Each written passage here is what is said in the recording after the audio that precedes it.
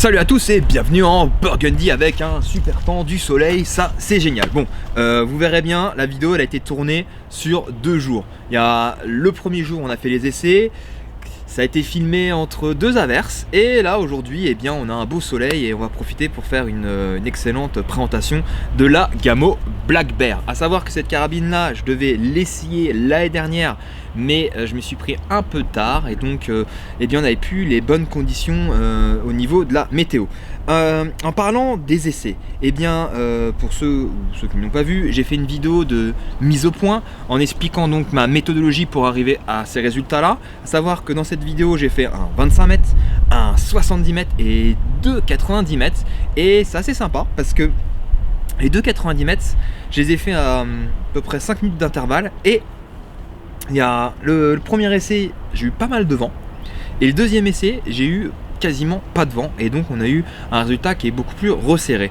Voilà, ça va, et donc cette vidéo annonce la reprise des tirs longue distance et ça va être intéressant. Oui, je reviens, j'ai oublié, je reviens à propos du tir 90 et avec et sans vent. Ça va être sympa, on va pouvoir bien comparer la différence au niveau des résultats et on voit que ça s'ouvre au niveau des groupements, ça s'ouvre quand même avec le tir quand il y a du vent.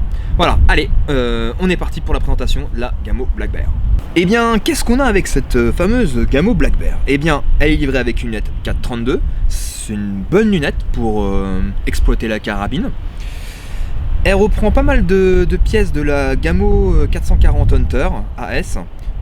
Il faudrait que j'essaye celle-là, elle me plaît beaucoup, mais on a la même longueur de canon, si je me trompe pas, le même cylindre, même piston, c'est un fonctionnement à ressort, et ouais, et c'est pas mal. Souvent maintenant on tourne beaucoup avec du vérin, mais le ressort, quand on a une bonne carène à plomb, on peut avoir une bonne régularité. Rail de 11, enfin 2 queues d'aronde pour mettre des colliers en 11 sur le haut du cylindre.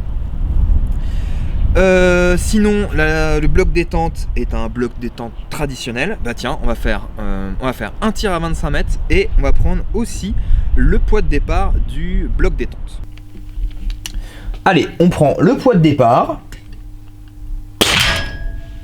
1,929 kg. Un deuxième.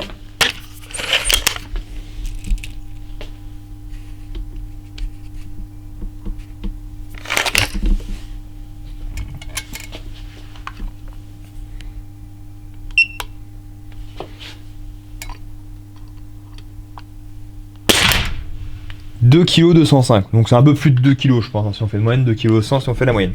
Ok, allez maintenant, le tir à 25 mètres. Nous voilà au 25 mètres. Donc, on utilise toujours du plomb JSB exact en 4,5. J'ai oublié de dire quel calibre j'utilisais, donc c'est du calibre 4,5 bien sûr, hein, pour la carabine.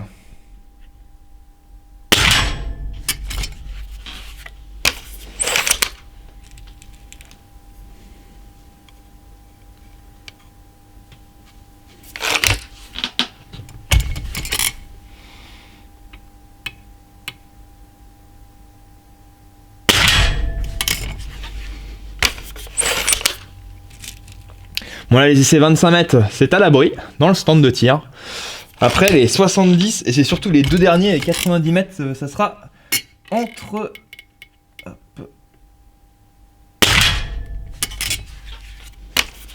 les averses, pardon, j'étais en train de me concentrer. Donc ça fait un peu plagiat avec GG Explorer qui a fait une vidéo lui aussi entre quelques averses. C'était pas voulu mais bon c'est un peu la saison hein. Au passage, petit big up à la chaîne de GG Explorer. Ça fait pas de mal un petit big up. Hein.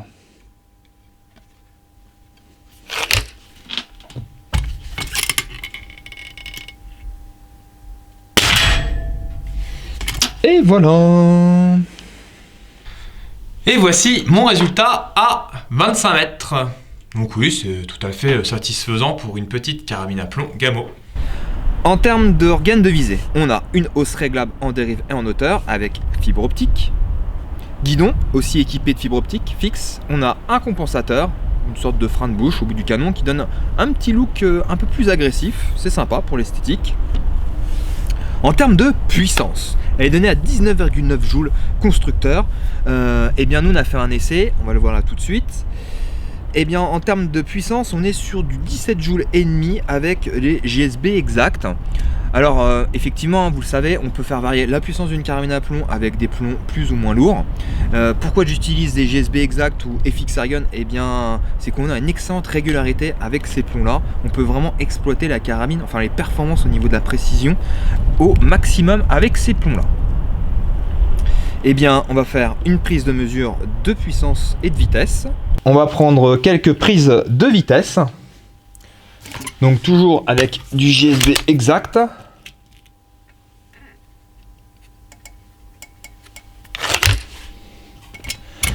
Bon, on change un peu de technique. Je mets le chrony dans ce sens-là.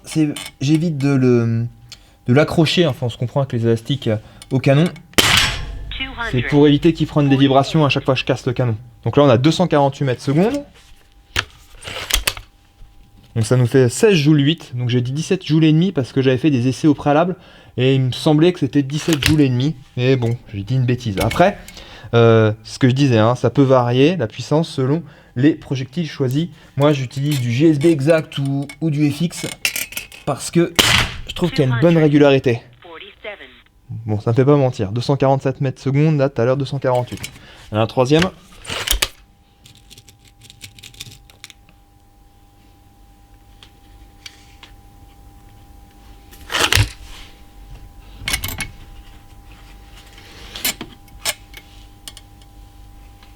Essaye de mettre là pour voir.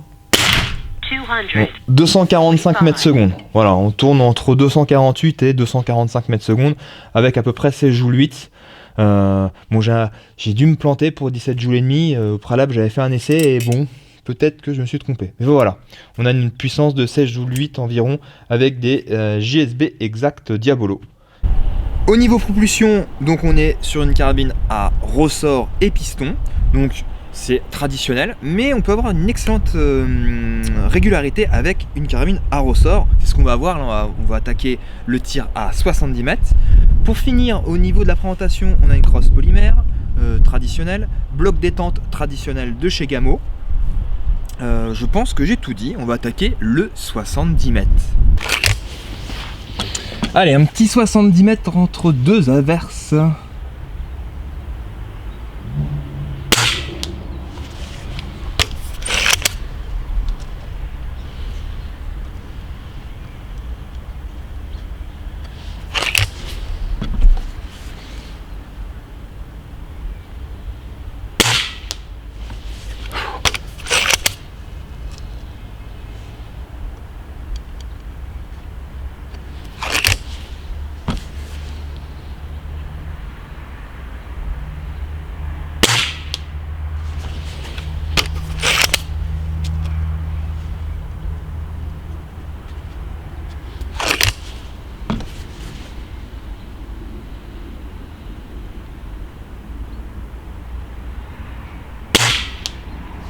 Hop.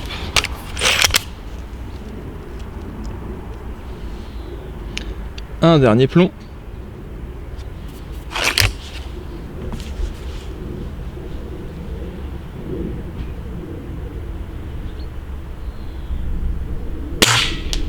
Ok, donc on a un vent de 14,8 km/h, 64% d'humidité, on a un petit peu de pluie et 13 degrés.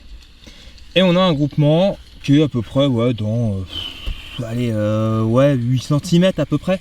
C'est pas mal, hein, 70 mètres une Gamo Black Bear là. Eh bien, vous l'avez remarqué, pendant cet essai à 70 mètres, le temps n'était pas aussi clément que maintenant. Mais on avait un ressenti, voire quasiment pas de vent. Et d'où les groupements qui étaient vraiment honorables. Et bien, on attaque l'essai à 90 mètres, à savoir qu'au début de la vidéo, j'explique que j'ai fait 2 essais, donc un essai avec du vent. Et 5 minutes après, on avait quasiment pas de vent. Et j'ai fait un deuxième essai. Mais pendant cet essai-là, on a eu quelques gouttes et ça s'est fini en giboulet. Vraiment à la fin, même j'avais fait une fin, mais on était vraiment sous la flotte totale. Donc on va refaire une nouvelle fin. Allez, sur ce, je vous laisse profiter de ce tir à 90 mètres. On est parti pour le 90 mètres.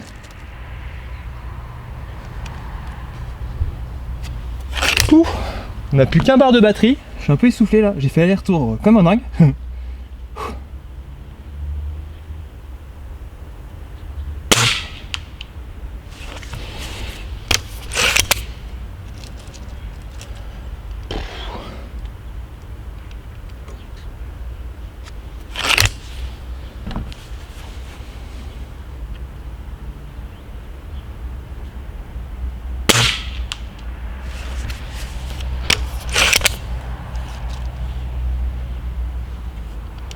On a environ 20 cm de chute entre le 70 et le 90 mètres là.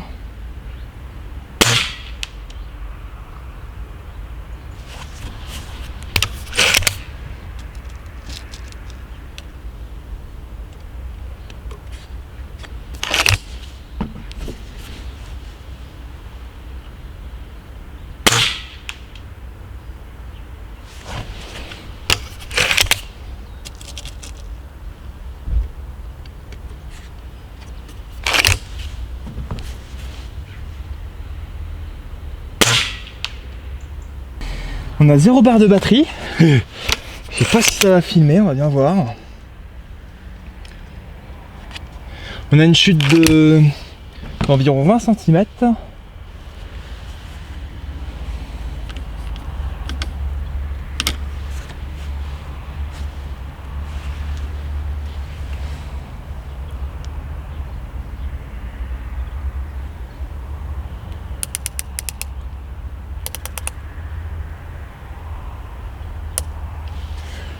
C'est parti.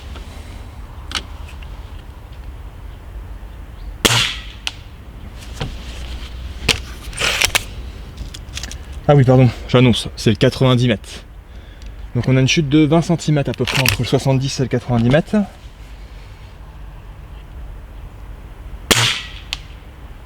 Hop. Bon, je suis un peu speed là, avec 0 barre de batterie. Je sais pas ce que ça va donner.